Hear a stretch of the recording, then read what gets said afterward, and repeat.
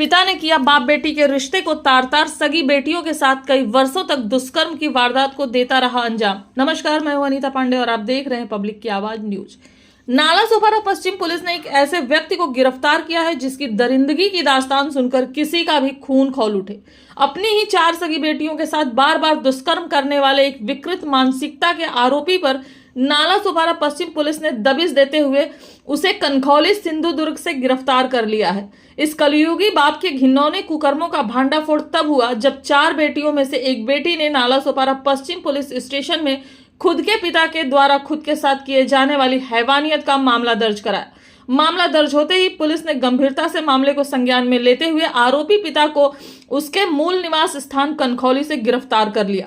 बता दें कि यह आरोपी छोटा राजन गैंग का सदस्य रह चुका है तथा इस पर पहले से ही कुल 13 आपराधिक मामले दर्ज हैं।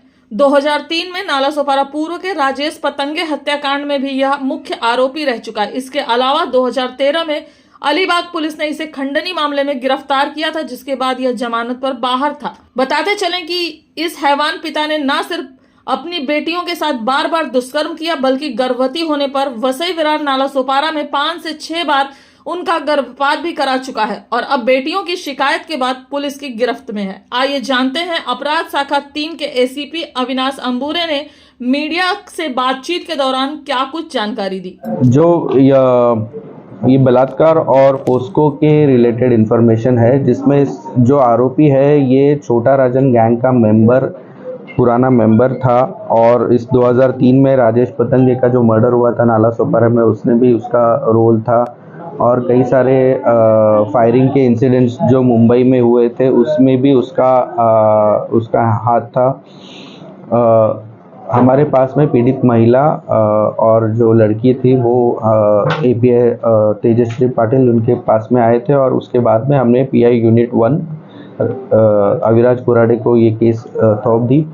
उसी तहत हमने नालासोपारा पुलिस स्टेशन में सीआर नंबर 68/2025 के तहत BNS 64, 65, 66 और कई अन्य कलम, साथ ही पोस्को के 4, 5, 6, 8 ऐसे कलम अन्वय गुना दाखिल किया है, गुना दर्ज किया है। साथ ही जो आरोपी है उसको हमने कनखौली सिंधुदुर्ग से हमने उसको अरेस्ट किया है और उसकी पुलिस कस्टडी हम लोग ले रहे हैं। इसकी आगे का investigation senior PI Nalasopara Shri Vallavi investigation कर रहे हैं। प्राथमिक जानकारी ये बता रही है कि 2018 से 2025 तक ये आरोपी ने खुद की लड़कियों के ऊपर अत्याचार किया है और उसमें से कई लोगों का अबॉर्शन भी अपने वसई विरार में हुए है, ऐसा प्रिलिमिनरी इंफॉर्मेशन मिला है।